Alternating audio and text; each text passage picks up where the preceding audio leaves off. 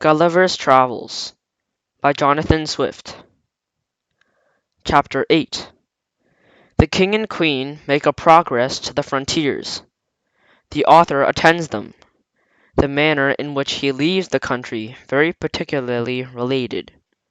He returns to England. I had always a strong impulse that I should sometime recover my liberty, though it was impossible to conjecture by what means, or to what form any project with the least hope of succeeding. The ship in which I sailed was the first ever known to be driven within sight of that coast. The king had given strict orders that if any time another appeared, it should be taken ashore, with all of its crew and passengers brought into a tumbrel to a Longbrug. He was strongly bent to get me a woman of my own size, by whom I might propagate to breed. But I think I should rather have died than undergone the disgrace of leaving the posterity to be kept in cages like tame canary birds, and perhaps in time sold about the kingdoms to a person of quality for curiosities. I was indeed treated with much kindness.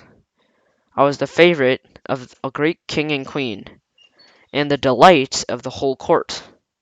But it was upon such a foot that I became ill, became the dignity of humankind. I could never forget those domestic pledges I had left behind me. I wanted to be among the people with whom I could converse upon even terms, and walk about the streets and fields without being fear of being trodden to death like a frog or a young puppy. But my deliverance came sooner than I expected, and in a manner not very common. The whole story and circumstances of which I shall faithfully relate. I had now been in 2 years in this country, and about the beginning of the third. Glumdalclitch and I attended the king and queen in a progress to the south coast of the kingdom.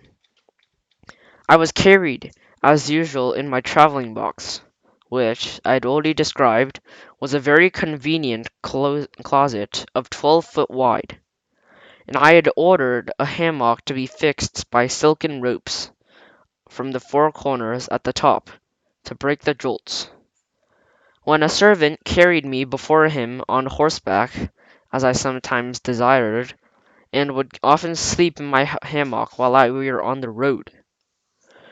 On the roof of my closet, just over the middle of the hammock, I ordered the joiner to cut a hole a foot square to give me air in hot weather as I slept. The hole I shut at pleasure with a board that drew backwards and forwards through a groove. When we came to our journey's end, the king thought proper to pass a few days at the palace he hath near Llanflestyg, a city within 18 English miles of the seaside. Glumdalclitch and I were much fatigued. I had gotten a small cold, but the poor girl was so ill as to be confined to her chamber. I longed to see the ocean, which must be the only scene of escape, if I ever should have happened. I pretended to be worse than I really was, and desired to leave and take fresh air from the sea. A page whom I was very fond of, and who had sometimes been trusted with me. I shall never forget with what unwillingness Glumdalclitch consented, nor the strict charge she gave the page to be careful of me, bursting at the same time into a flood of tears, as if she had some foreboding of what to happen. The boy took me out of his box, and half an hour walked from the palace towards the rocks of the seashore.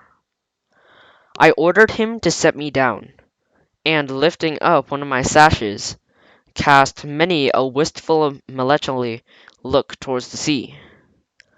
I found myself not very well, and told the page that I had a mind to take a nap in my hammock, which I hoped would do me good.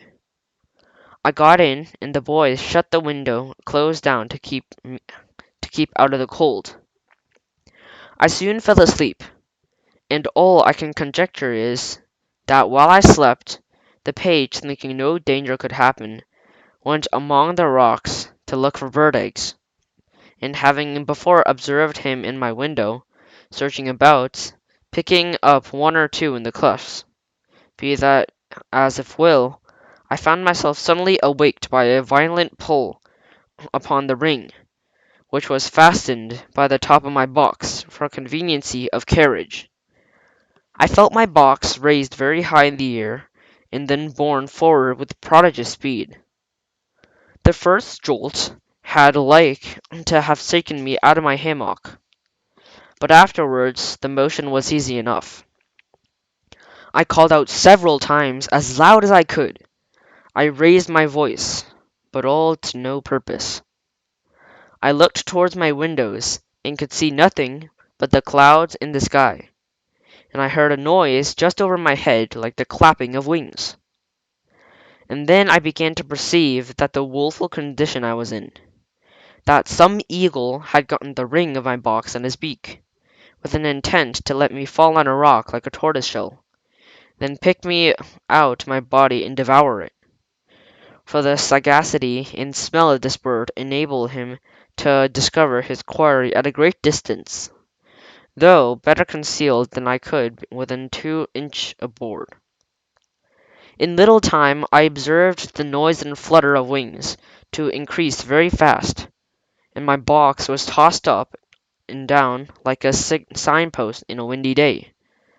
I heard several bangs or buffets, as the given to the eagle, for I am certain it must have been that held in the ring of the box of his beak, that all of a sudden felt myself falling perpendicular down for above a minute, but with such incredible swiftness that I almost lost my breath. My fall was stopped by a terrible squash, that sounded louder to my ears than the cataract of Niagara, after which I was quite in the dark for another minute. Then my box began to rise so high that I could see the light from the tops of my windows. I now perceived that I was fallen into the sea.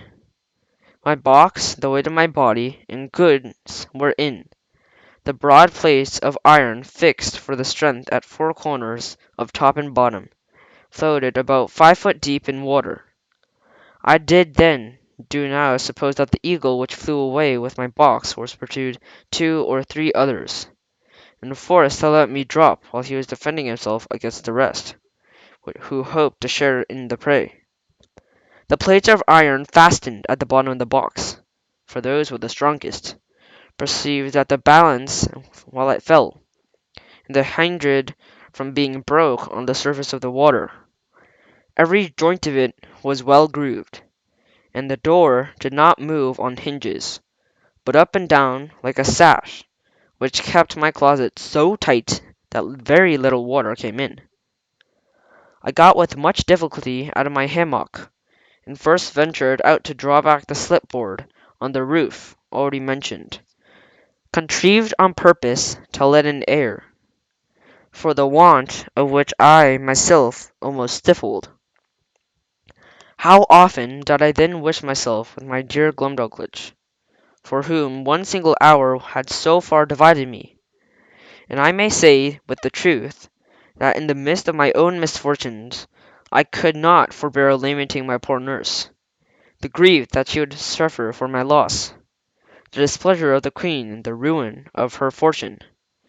Perhaps many travellers had not been under great difficulties and distress that I was in this conjuncture, expecting every moment to see my box dashed in pieces, or at least overset by the first violent blast, or a rising wave.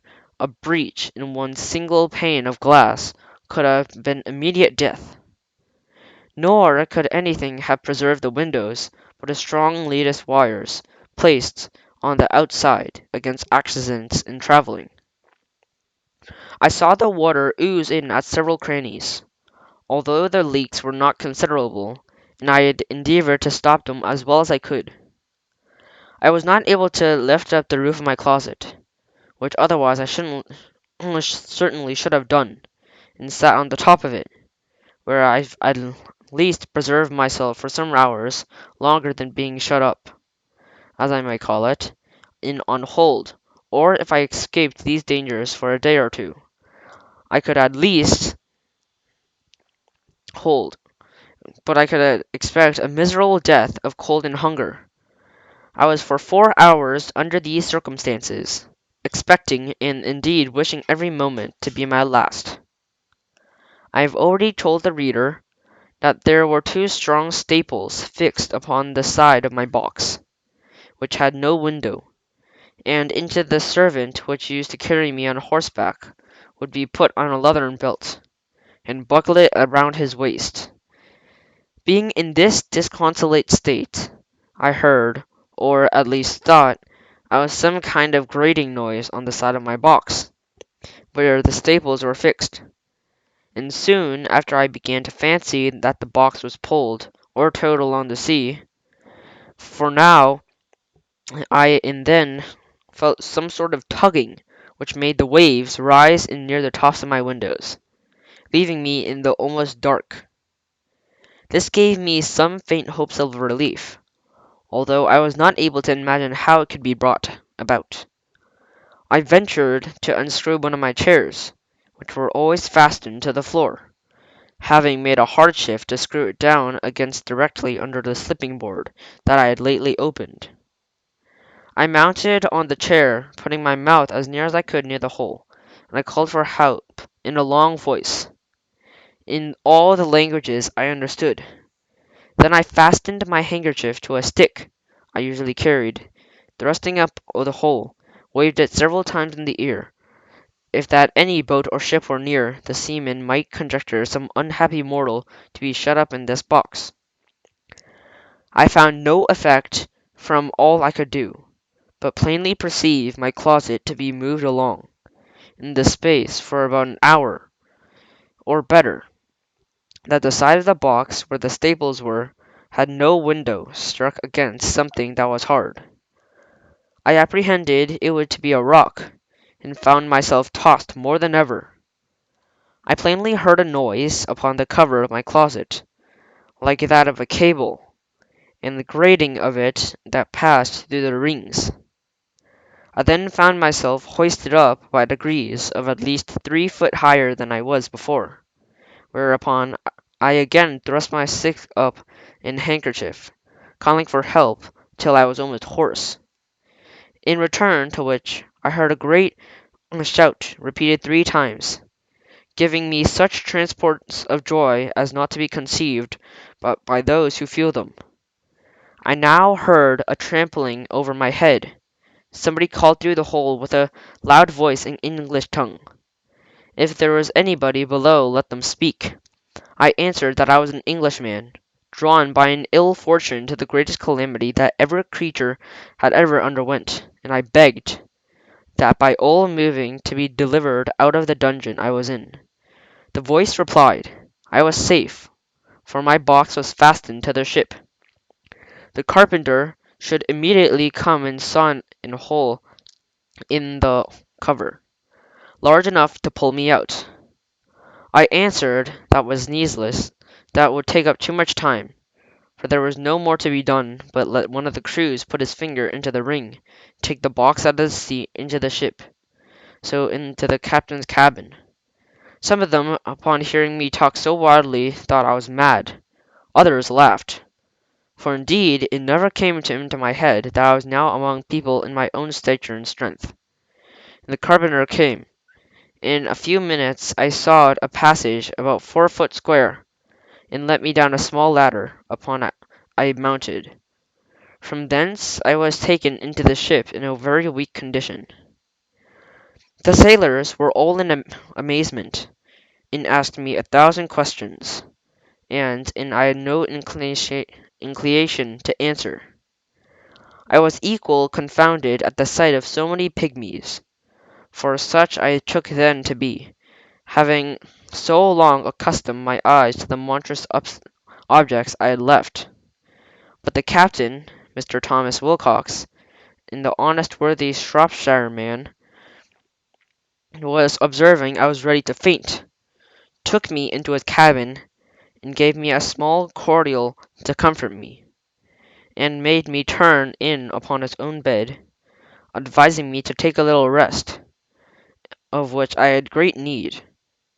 Before I went to sleep, I gave him to understand that I had some valuable furniture in my box, too good to be lost: a fine hammock, a handsome field bed, 2 chairs, and a table and a cabinet; that my closet was hung on all sides, or rather quilted with silk or cotton; that if he would let one of his crew in my closet into his cabin, I would open it in there before him, and shew my goods.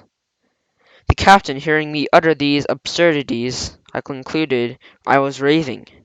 However, I suppose, to pacify me, he promised to give order as I desired, and going upon the deck sent me some of his men down into my closet, from whence I was afterwards found. They drew up all my goods, stripped off the quilting, but the chairs, cabinets, and bedstead, being screwed to the flat floor, were much damaged by the ignorance of seamen, who tore them up by force, and they knocked off some of the boards for the use of the ship, and when they had gotten all they had in mind for let a hulk drop into the sea, by which reason many breaches made in the bottom of the sides sunk to the right, and I was indeed glad not to have been a spectator of the havoc they had made, because I am confident it would have sensibly touched me, by bringing former passages into my mind, which I'd rather forget. I slept for some hours, but perpetually disturbed with dreams of the place I had left, and the dangers I had escaped. However, upon waking, I found myself much recovered. It was now about 8 o'clock at night, and the captain ordered supper immediately, thinking I had already fasted too long. He entertained me with great kindness, observing me not to look wildly, or talk inconsistently; and when we were alone, I desired him I would give him a relation of my travels, by what accident I came to be adrift in that monstrous wooden chest. He said that about 12 o'clock at noon he was looking through his glass. He spied it at a distance, and he thought it was a sail, which he had a mind to make, being not much out of his course, in the hopes of buying some biscuit. His own beginning to fall short, that upon near in finding his error, he sent out his longboat to discover what I was. The men came back in a fright, swearing they had seen a swimming house, and that he laughed at their folly, and went himself in the boat, ordering his men to take a strong cable with them, the weather being calm. He rowed round me several times, observed my windows, and the wire lattice that defended them; that he discovered 2 staples on one side, and that one was all of boards, without any passage for light. Then he commanded his men to row up to that side, fastening a cable to one of the staples, ordered them to tow my chest, as he called it, towards the ship. When it was there, he gave directions to fasten another cable to the ring fixed in the cover, and to raise up my chest with pulleys, that all the sailors were not able to do above 2 or 3 foot. He said they saw my stick and handkerchief thrust out of the hole, and concluded that some unhappy men must have been shut up in the cavity. I asked whether he or the crew had any seen prodigious birds in the air about the time he discovered me, to which he answered that discoursing this matter with the sailors that I was asleep, one of them, he said, had observed 3 eagles flying towards the north, but remarked nothing of their being larger at their usual size, which I suppose must have been imputed to great height that they were at, and he could not guess the reason of my question. I then asked the captain how far he reckoned we might be from land. He said, by the best computation he could make, we were at least 100 leagues. I assured him that he must be mistaken by almost half, for I had not left that country from whence I came above 2 hours before I dropped into sea.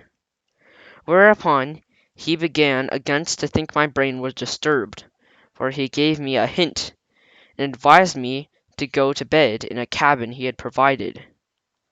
I assured him I was well refreshed with his good entertainment and company, and that with much in my senses as I ever was in my life.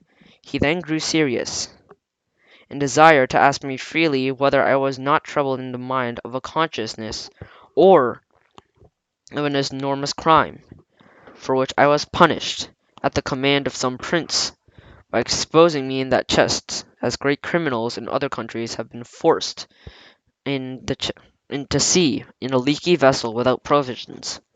For, although he should be sorry to have taken so ill a man into a ship, he would have engaged his word to set me safe on shore in the first port of where we arrived. He added, in his suspicions we were much increased by some very absurd speeches I delivered at the first to the sailors. To himself, in the relation of my closet, or chest, as well as my odd looks and behaviours while I was at supper. I begged for his patience, to let me hear my story, for which I faithfully did at the last time I left England. For the moment he discovered me, that the truth had always forced its way into rational minds. So honest, worthy gentleman, who had some tincture of learning, and a very good sense, was immediately convinced of my candour and veracity. But further to confirm all I had said, I entreated him to give order that my cabinet should be brought, of which I had the key in my pocket, for he had already formed how the seamen disposed my closet. I opened it in his presence, shewed him the small collection of rarities I had made in the country from whence I had been so strangely delivered. There was the comb I had contrived out of stumps of the king's beard, and another of the same material, but fixed in the parings of her majesty's thumbnail, for which served for the back. There was a collection of needles and pins from foot to half a yard long, 4 wasp stings with joiner tacks, some combings of the queen's hair, a gold ring which one day she made me a little present in most obliging manner, taking it from a little finger and throwing it over my head like a collar. I desired the captain would please to accept the string in return of his civilities, which he absolutely refused. I shewed him a corn that I had cut off with my own hand from a maid's on her toe. It was about the bigness of a Kentish pippin, and growed so hard, which I returned to England, it got hollowed into a cup and set in silver. I desired him to see the breeches I had then on were made of mouse skin. I could force nothing but a footman's tooth, which I observed him to examine with great curiosity, and found he had a fancy for it. He received it with abundance of thanks, more than a trifle could deserve. It was drawn by an unskilful surgeon in a mistake from one of Glumdalclitch's men, who was afflicted with a toothache. But it was as sound as any in his head. I got it clean, put into my cabinet, and about a foot long, 4 inches in diameter.